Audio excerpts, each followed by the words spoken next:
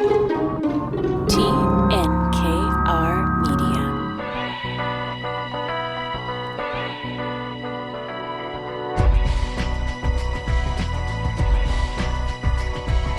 Welcome to Inspiring Entrepreneurs Montreal, showcasing stories from outstanding business people, brought to you by BDO Canada. My name is Dan Delmar, along with Mike Newton of BDO. Hello, Mike. Hey, Dan. How are you? Excellent. How are you? Very good, thanks. We'll get to our guest today, Cocktail Bomb, on the program today, Keana Gomes, who has been on Dragon's Den. But first, this is our season finale. Unfortunately, it happens every year, but we have to take a little break for the summer, and we will be back for a 15th season, if you can believe that, of the show. Coming up in the fall. Thank you, Mike, and to everyone at BDO for supporting these really great conversations. You know what? It's a lot of fun. I look at the guests that we've had this year. I look at everywhere from startups to well-established, Montrealers in all kinds of businesses. And, this platform that, we came up with out of the last crisis in 2007 and 2008, which was the Great Recession, has certainly come a long way from what the initial title was, What Keeps You Awake at Night. But this is great. I love it. I love the variety of people. I love, the diversity of people that we've been bringing on the show. So, Dan, if you want to take a couple of minutes, maybe we can take a quick look back at some of our favorite shows for the year. And as much as, I am the business guy and the capitalist, there were a couple of them that really stood out to me just for kind of the, shall we say, the brain power associated with it. And there's no doubt that Group 3737 with France Saint-Helemy was just, it was just an opportunity to kind of take things to a different level intellectually on air. So I found that one to be a lot of fun. Dan, how about you? Yeah, he's also, in his spare time, the chairman of Université de Montréal, and just does all these incredible things at once. There were a lot of big highlights. And we had such a strong start to the season with Simons, which is, of course, Canada's oldest private family business. And Peter Simons was just so inspirational there and mapping out a course for that legendary business. We did Boustan this year, which was a lot of fun with Imad Saad, this legendary place. He was a franchisee of Boustan and then bought the whole chain. What else? I love Peter's comment of I'd rather be lucky than good. So it's all in the timing in many cases. But I do believe that in order to be lucky, you got to be good at times too. So. We should also mention we had more female entrepreneurs than in most seasons. One that came to mind, Police Hiver, Solène Brouard. Solène has solved the problem of why we don't recycle styrofoam in Quebec. Just a really fantastic business. There was Niloufar with Niloufar Al-Shubaji, falafel queen of Montreal. Her and her parents have been just giving away their food a lot of times to people most in need. Vention with Etienne Lacroix. I mean, talk about a really brilliant idea. The service that you can basically set up a manufacturing plant and order the parts just like IKEA. That's Vention. What else, Mike? Melly AI from a couple weeks ago with Edward Coe, making the transportation industry more efficient. Hippoc with Jean-Maxime Larouche, talking about how advertising isn't working anymore and having AI help out with that. AI in general, Mike, being a huge theme on the show this year, and how it is supercharging businesses and providing opportunities for a lot of Canadians. It is, and one of the good things of talking to most of our entrepreneurs as we brought up the discussion of AI and machine learning is the whole discussion of ethics and where this is going and how we are going to address some of these matters going forward. I mean, we can't just use the raw technology and assume that everybody's going to use it for good. So there's no doubt that at some point we need to continue to evolve in how we're going to use AI and for what purpose and what's going to govern it. And it's going to be very interesting. But a lot of our big high-end thinkers this year were very positive on the industry's intended governance, if you will, or self-governance on some of the AI. Super interesting products on the show. Paper is another one. Started as a Westmount-based tutoring company, now worth tens of millions. And Philip Cutler was on CNBC recently, so there was that one that was pretty fascinating.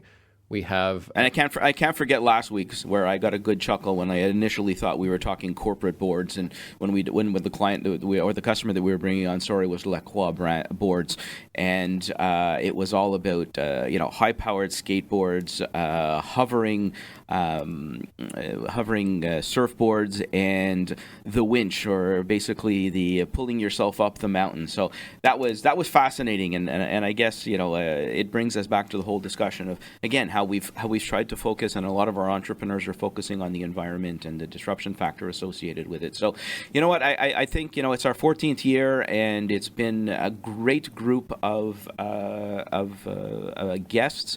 And again, thanks to Marjorie and Ariel and everybody for going out and getting all of the guests, and look forward to being able to be equally inspiring in season 15 coming in the fall. Yes, thanks Marjorie, Ariel of BDO, and Fernando of TNKR Media for producing the show. And Mike, during the pandemic, we took over the production part of the show remotely.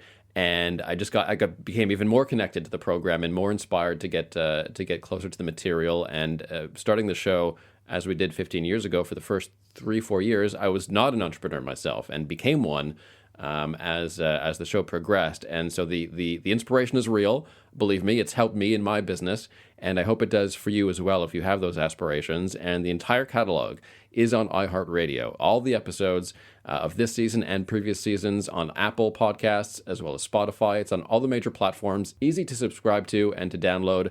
So it's all there. And thanks again to Mike and BDO for the support.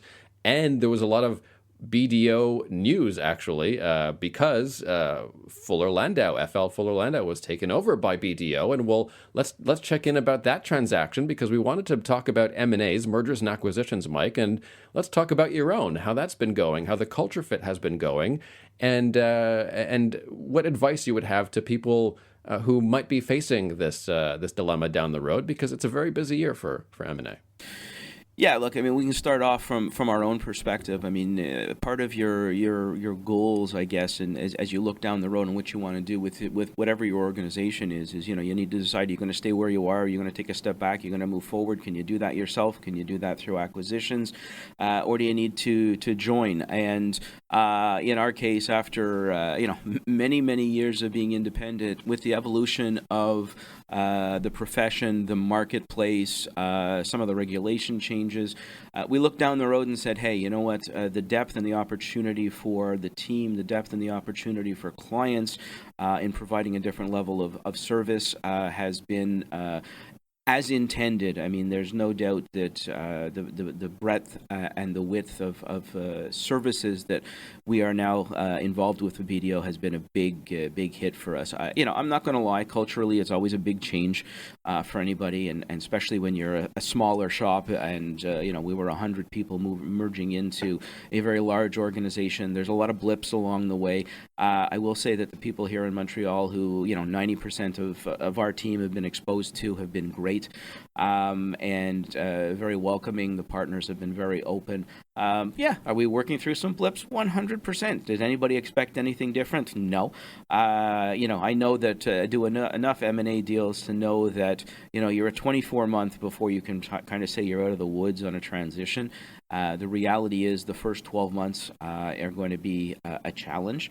And until everybody's done everything once through a cycle, you're going to continue to find things and do things that are a little bit different as you come back to doing the same thing. So if you're an accounting firm and you're going through your first personal tax season as part of a new organization, it's very different. By the time you come and circle back next year, it's going to be even different again. So, it's been the intended effect from a business perspective has been there, and I don't think there's been any significant surprises for those of us that are used to that type of transaction from that side. I wonder, Mike, if it's been especially a busy year for mergers and acquisitions, because there's a few things going on. Of course, there's the pandemic and the crisis, and that has accelerated things for a lot of organizations for a while now, for a couple of years. And there's also AI, which we talked about so much on the show this season, and how that is accelerating innovation and is leading a lot of companies to want to join larger organizations for the reason you just stated. Is it a busy time for M&A right now? There's a lot of M&A going on. I mean, the numbers are maybe not as strong as they were as we move into Q2 of 2023. I will, take a step back on ours into BDO, and one of the fundamental factors is that ability to service, which came with the technology base associated with merging into a larger organization. So, the technology is playing a large role. Regulation plays a large role. A lot of companies, look at themselves and say, hey, we've been enjoying ourselves. This has been really good. We just want to continue the way we're going. But I got to tell you that you got to be able to look far enough and predict what's happening. And, one of my jobs as managing partner of Fuller was always to kind of look 5 years down the road and see what's happening. And the investment on our side that had to happen from a technology perspective to be anywhere close to using AI is just, it was astronomical for us. And I do think it's one of the reasons. The other reason I think that we're going to see more and more M&A is ultimately the talent pool shifts and the remote work environments, all of these things that some people are getting right and some people are getting wrong are going to be another impetus. Service offerings as we see them today, and you can walk into a restaurant, as you can walk into a retail store, as you can call on a professional firm, and the range of and quality of customer service is just not what everybody's been used to in the past. And how do you start to shore some of that up going forward? Things are changing in a lot of ways, technology-wise, operationally. One of my favorite books was Post-Corona by Scott Galloway, and the main takeaway was that the pandemic is accelerating development of everything. So it doesn't have to be a disaster for everyone. You just have to sort of stay current a little bit quicker. Is that the main takeaway, perhaps, heading into the summer, Mike, is that if you have the time, now's a great time to upskill, to increase your knowledge about the technological developments in your industry, to make sure you're using the latest tools, and yes, even to incorporate AI wherever you can. Yeah, I think so. I'm not going to sit here and profess and pontificate that everybody needs to be 100% in on the AI and everything that comes surrounding that environment. But I do think it has to be part of whatever plan you're looking at going forward. If you look at some of the pitfalls in merging or in acquiring people together, I mean. Poor alignment of skill set, is part of a problem merging two businesses together, or the misjudging the ability to integrate into an existing structure. It's a tough thing. It's a tough thing to continue to do your own thing. It's a tough thing to merge in somewhere else. You need to take the time. I think more importantly, you need to focus on whatever your due diligence is going to be, and whether that is financial, whether that is EI, whether it's technology, needs to be focused in the right direction going forward. I think. I think COVID accelerated our world 3 to 5 years. I don't think everybody would have bought into some of the things that we've been doing the last 3 years, from remote work to, Uber Eats to the same degree and everything else, if it wasn't for a pandemic. But it certainly has changed the landscape for a lot. There's the other side of the coin, where there's a lot of people pushing to try and get back to pre-COVID culture within their organizations. So what we're seeing is a lot of tussling and a lot of pushing back and forth. I'm curious to see where it lands. Look, even the CRA strike was, half of their big demand was the ability to work from home. So we will continue to see an evolution of what's going forward. But I can't emphasize enough that any future looking plan needs to consider an M&A strategy to a certain degree, and then drill that down and make sure whatever your strategy is, that you're focused on the right thing and that you're buying the right business for the right purpose and not just for the sake of growing. We'll have lots to talk about in the fall. AI and work from home and lots of issues are still brewing, and we'll get to that, I'm sure, in September. At the speed we're going down, there might be a whole bunch of new topics as well. The world just seems to be buzzing us by lately, so I'm sure we'll have a few other nuances that are either evolutions from these topics or new ones that are going to happen. It doesn't seem like we manage to get through a few months without some kind of game changer these days. Looking forward to it, Mike. These conversations are one of the most satisfying things that I do. So looking forward to the new season. It's a lot of fun, Dan, and it's the last season, so I'll go out on a soppy note. But it is a pleasure working with you, and there's no doubt that I think the two of us have hit off a nice chemistry and feed well off each other. So thank you for your time and your efforts. It's my pleasure, my absolute pleasure. We were debating, what to rename the show from Today's Entrepreneur, and we just said, let's just name it what it is. It's Inspiring Entrepreneurs Montreal. And let's get right to our guest. Her name is Keana Gomes. She's the founder of the Cocktail Bomb Shop, as seen on Dragon's Den. Kiana, welcome to Inspiring Entrepreneurs. Hi, thank you for having me. So fun product, great way to end the season with a cocktail. So tell us about Cocktail Bomb. Yeah, so basically a cocktail bomb is like a bath bomb, but to make drinks.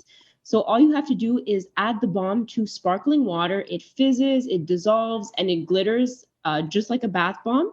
And then once it's done dissolving, you can either add a shot of alcohol or enjoy it as a mocktail. So it's perfect for everyone, even those that don't consume any alcohol. So my first experience came, I would say, I don't know, maybe 7 months ago. My wife teaches at an elementary school, and they had given some gifts of these to some of the teachers. So she came home and I looked at them, and my initial feeling was, this just looks like an old Alka-Seltzer. That was the way kind of I had experienced it. And she's like, no. This is a lot of fun. And I know her and my daughter, who's 28, have a lot of fun with them. And what inspired you to do something like this? I mean, obviously there's this huge social component to this as well. Yeah, so what inspired me is actually the company started during COVID. So I was out of a job and I was looking for something to make a little bit of money on the side.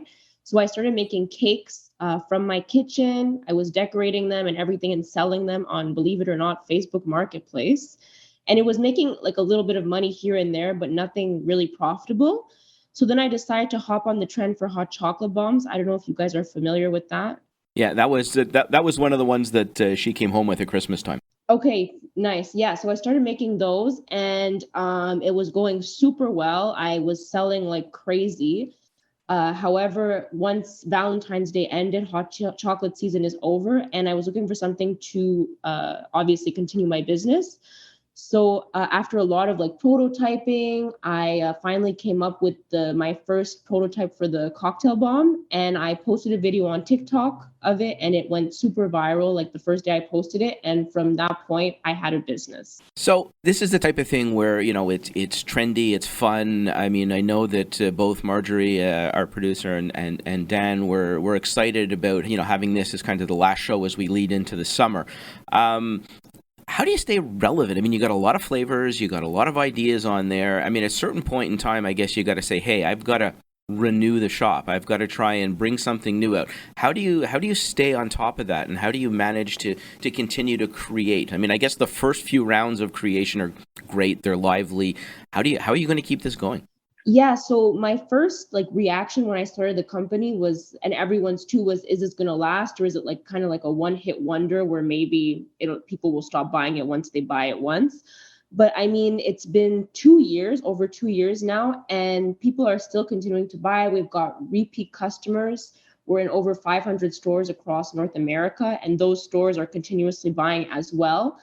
And what I'm doing is basically we try and launch maybe one new flavor a month, 6 per season maybe. So we'll launch for summer new flavors, for winter for sure, and then in between I'll come up with a new type of flavor. So I think our audience is very engaged by the flavor rotation. And also I'm always coming up with new recipes, new ways to use the product. So you don't necessarily have to use it in sparkling water. You could use it with sparkling water and other stuff, add fruits to it, add rimmers, which we've also added to our product line. So yeah, I'm just trying to stay in the cocktail space and find different ways to market the same product and add new things continuous. We're going to get to your Dragon's Den story in a few minutes, but as the Dragons did point out, there's a certain attraction there for people in the food manufacturing business because you're taking the water out of the shipping process, right? When you're shipping some of this, are you looking at the food business and perhaps selling on a larger scale because it's so easily shippable? So right now, like in terms of food, you mean like restaurants or more like direct to consumer? Restaurants or just general wide scale distribution within, food businesses? Yeah, so right now, like our main target audience has been like people online that come from social media, advertising, all that stuff, and also the gift stores. But eventually, we would like to enter like the restaurant market, food distribution, grocery stores. It's just we're like currently expanding our production capabilities to be able to offer the product to all those markets. And you are made locally, right? Tell us about how you're made and where you make the product. Yeah, so we actually have a production facility in Montreal where we make all of our products in-house from start to finish. Everything is still mixed here, molded here, and we really do everything by hand still. We are moving into a new facility in June, and we've definitely been able to increase our production capabilities within that facility.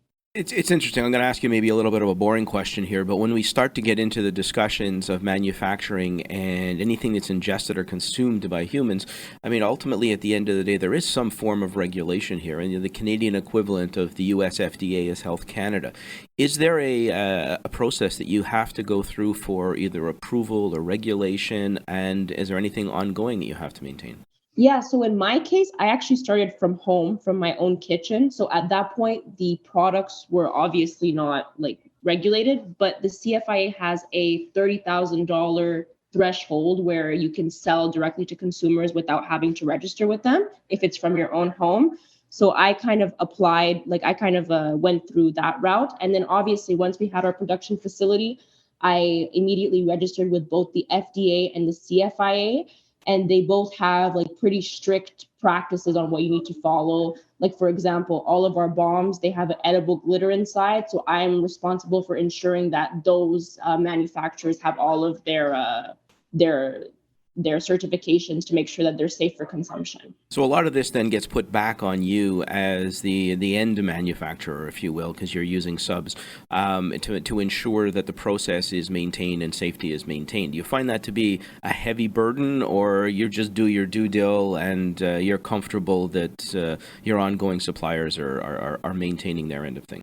Yeah, so at the beginning, obviously I wasn't ordering like directly from manufacturers. I was literally going to the grocery store and doing everything myself. But now that I'm dealing directly with manufacturers that sell in large quantities, it is a little bit stressful to make sure that I have all the proper documentation, just because like if there's an issue at the end of the line, it's really on us. Like it's our responsibility to ensure that the food is safe to consume. And is there an ongoing, call it, audit that comes in from the Health Canada to make sure that the environment is maintained? Is this something that you have to? And the reason I ask is there's a lot of people through COVID that came up with a lot of developmental on food products, and a lot of people were really concerned about regulation and how to deal with these things. So it's a good opportunity for, I guess, for you to help the market here. Yeah, so I mean, in terms of audits, they can happen at any time. You just don't know when, but you have to make sure that like you're ready to face an audit if ever you get one. The same with like Revenue Canada, things like that. But I really think like you need to make sure you're on top of your game with food regulations and everything, because I'm also not from a food manufacturing background at all. So it's all new to me, but I've been able to kind of like discover through like growing the business different rules that are in place. Also, when you reach certain thresholds too, like financially, there is more responsibility for your facility when that happens, like writing plans, coming up with food safeties, recalls, things like that. There's a lot, but I mean it's important to follow those rules. Tell me about the early days of research and development, Kiana. What were the failures like, and how did you put those bombs together? How did you sort of get them to be compact, and what was that process like? To be honest, the first bombs that I tried to make were really horrible. They did not dissolve properly. Didn't taste as great as they do now. It was definitely a lot of like trial and error and tweaking. So the first bombs we actually sold from that initial viral TikTok video are not at all like those that we sell today. We really through time have developed the recipes, and we've modified them to make them much better than they were before. I mean, and also just by like listening to our customers, finding out what they liked, what they didn't like about them, we were able to adjust the formula to what it is today. And now we have a definitive product which most people really, really enjoy, and we're sticking to this. So I say anybody who has those original ones, hold on to them. Maybe there's a little bit of value to them at some point in the future, right? All those things that went wrong, and you can you'll be able to hold on and be like a collector's item at the end. Yeah, exactly. Like I feel also in the age of like social media, because like you're so involved directly with your customers through like the various platforms, you're really able to grow your business through direct customer feedback. And Mike, it's great that we're ending the season with a celebrity story, really. She was on Dragon's Den, and this is the interesting part of the story.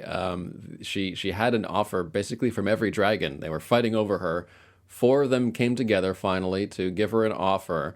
And then Keana Gomes, founder of Cocktail Bomb Shop, said, "No thanks, I'm good."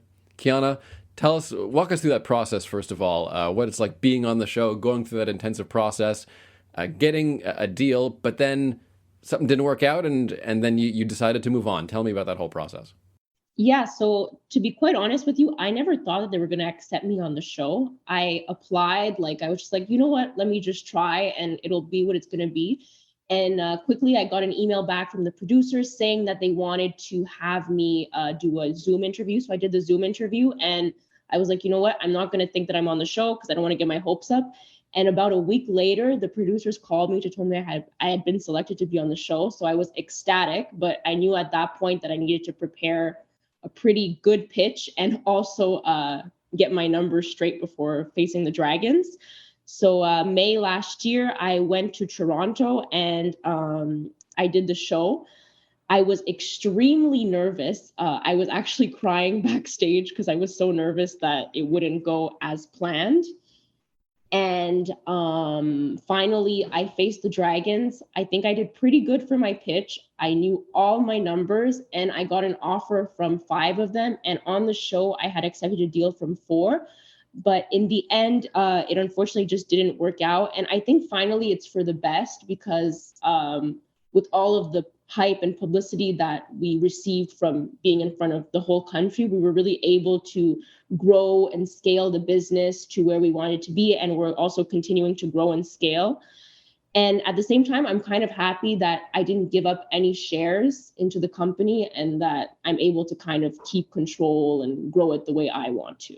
There's a little clip of the Dragon's Den scenario on your website, so it's worth everybody driving them to the website while they're going to go look and buy some stuff. I mean, obviously the clip is good, and the confidence and the energy that you're exuding, it's great. So you certainly recovered from the tears behind the scenes to put on a great show. So congrats on that side.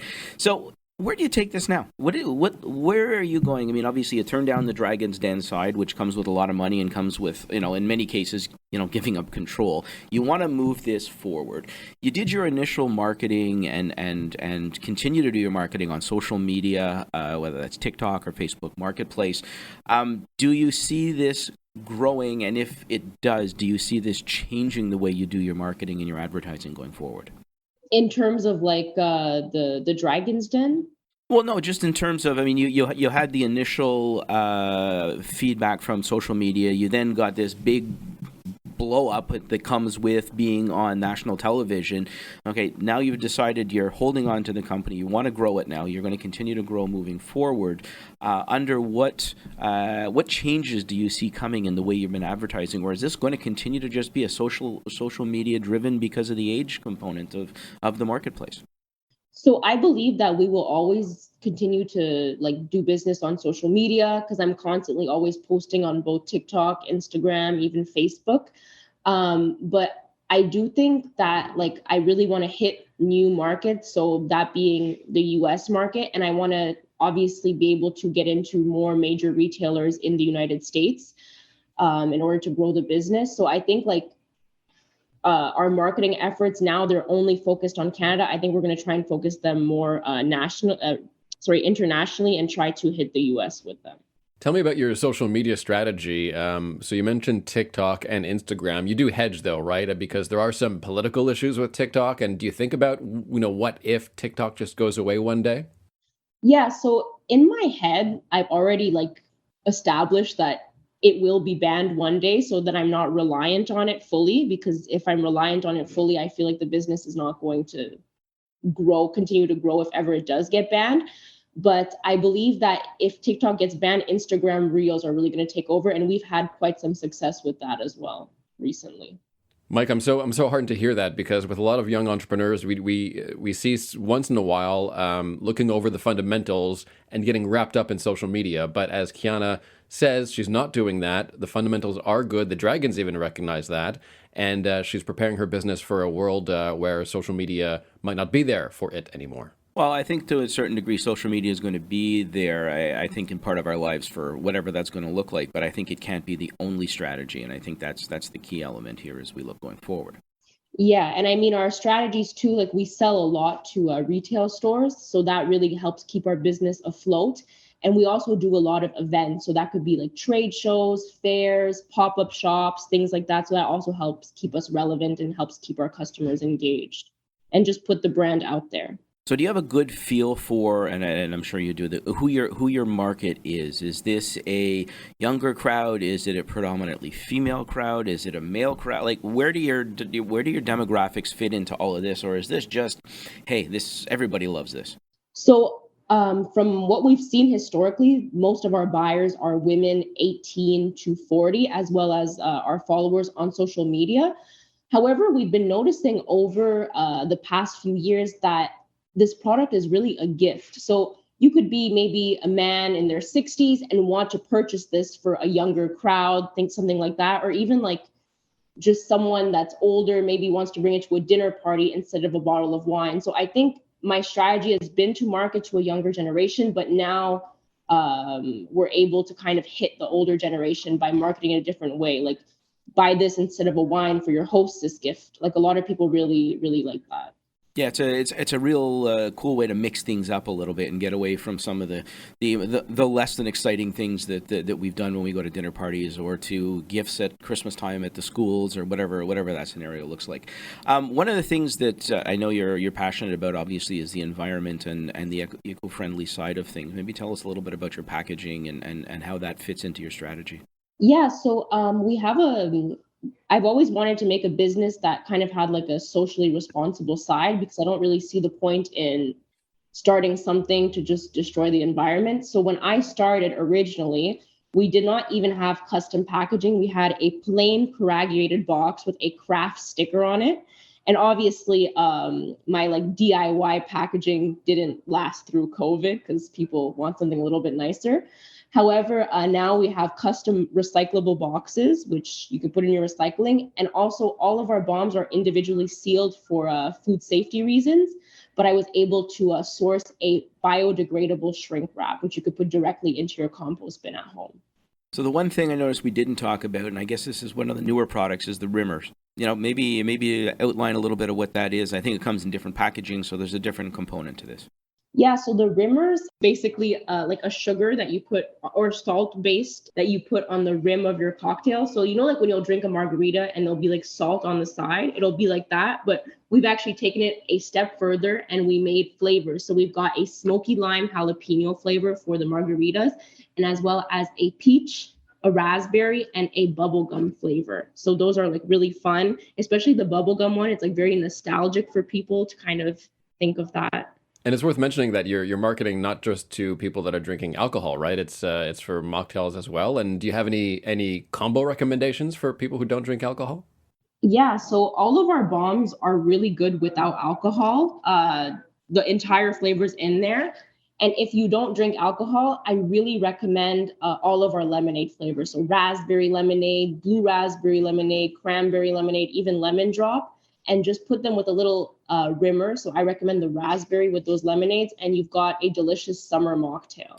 And a last silly question. Are you putting this into straight water, or what are you dropping it into? Are you dropping it into a bubbly? I mean, it's already coming with fizz. So if I drop fizz into fizz, am I going to get more fizz than I need? Yeah, so we recommend sparkling water. That's the optimal way to dissolve them. So because you're adding basically the fizz to the fizz, you get like an extreme fizz, which really gives a nice effect visually. However, if you're someone that doesn't really like sparkling water, you could also add it to regular water, and the alcohol must be added after. So you can't drop it into, let's say, like straight vodka. Oh, there goes my drink. But you can add as much vodka as you want after. Oh, in that case, we're good. Okay, we're all good. Keana Gomes, Cocktail Bomb, thanks so much for joining us. You're going to hang around for just a couple more minutes. We're going to have you one piece of advice for inspiring entrepreneurs, but as usual, let's get to some advice. And Julie Côté joins us, Senior Tax Manager at BDO Canada. Julie, welcome back. Thank you for having me once again. Some people might be interested in this new UHT, the Underused Housing Tax. So, guys, what is this tax and what is its purpose, Mike? Is this to sort of deal with some of the pressures that vacant properties put on the real estate market? Yeah, it really was initially designed to try and two things. One was to create more places to live, literally. I mean, places that are staying vacant. So if you're not going to rent your place out, then, hey, you should be paying a tax for it. And the other is, let's just, we can call it what we want, but it's another opportunity for a little bit of a tax grab at the end of the day. And I'm not sure that's a creative discussion, but it's certainly part of there. But in terms of the details, I think, Julie, this is your area of expertise. I know you deal with this on a regular basis. So maybe give us a little bit of an insight in terms of what this tax is and, eventually who's affected by it. Sure. Well, actually, today we have a subject that might concern some of our unsuspecting listeners. This new Underused Housing Tax Law, or the UHT, was part of the 2021 federal budget, and it came into effect on January 1st, 2022. With this law comes a 1% annual federal tax payable by April 30th after the year end. So 2022 is the first year. Failure to file triggers a $5,000 penalty for individuals and $10,000 for corporations. Fortunately, for 2022, they just announced that they were suspending the penalties until October while they figure things out. And this 1% recurring tax is calculated on the city value. As to who's affected, well, this filing and the tax will apply to any property owner who is not a citizen or a permanent resident of Canada. Basically, anyone who lives in Canada under any type of visa and all foreigners. It also affects all private Canadian corporations as well as all foreign ones, but some trusts are also looped into this. Like you said, they're targeting owners of residential properties smaller than a fourplex. This means that standalone houses, semi-detached, townhouses, duplex, triplex, and of course condos are all subject to this tax filing. As for mixed usage properties, there's a commercial component to it. They need to have at least 50% commercial surface to be excluded from the filing. So if you have a boutique or a store at the bottom and lodging at the top, and you have more lodging than you have the commercial, you have to file for this UHT. So this seems like it's a pretty wide net here to catch a lot of people. Are there any exemptions, and what are they?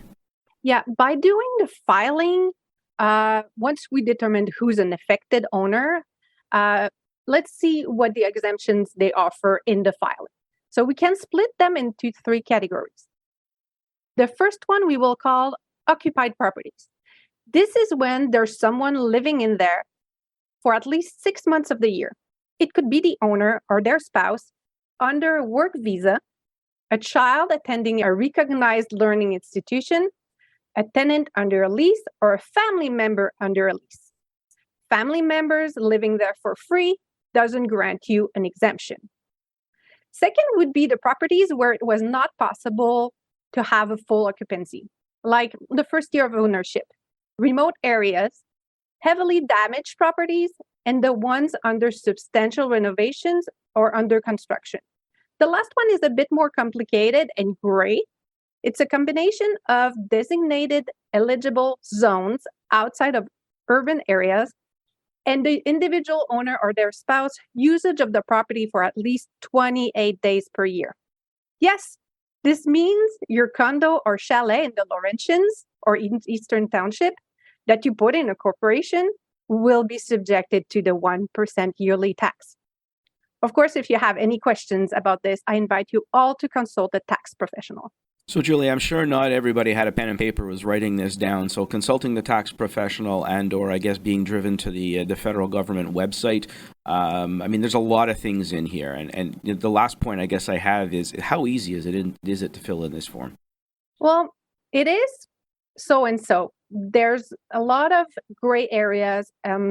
They don't explain very well the exemptions or to whom it applies or how it applies, which is one of the reasons why they are suspending the penalties right now, because a lot of professionals went back to them with basic questions and they have yet responded. I asked the question because I've gone to the website a few times to try and figure it out. And I got to say, I've been in this profession a long time and read through a lot of different things. And you're right, it is definitely not clear.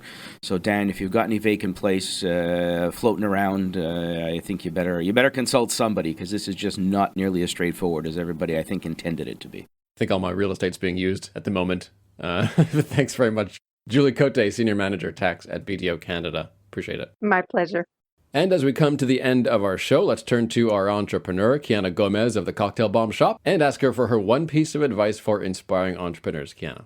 So my one piece of advice is you just need to jump into whatever you're thinking of doing.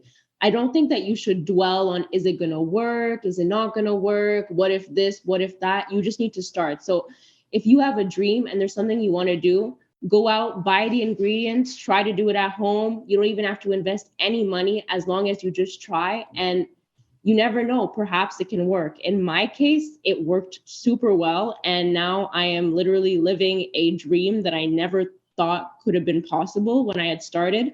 I thought I would maybe be making like $100 a week selling on the side my little cocktail bomb from my kitchen. But now we've got a full-blown production facility. I was on Dragon's Den, and we've got over 200,000 followers on social media.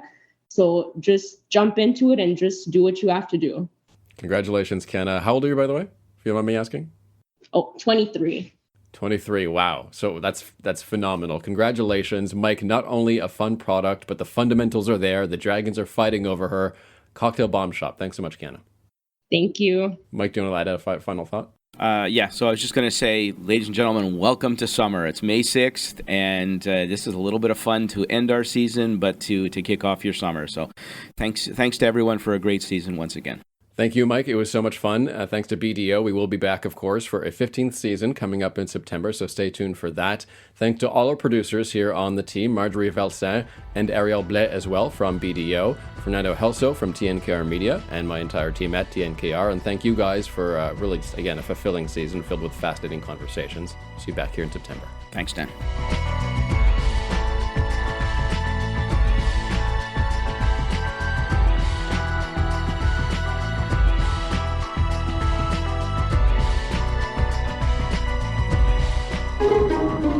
This has been a production of TNKR Media. Good talk.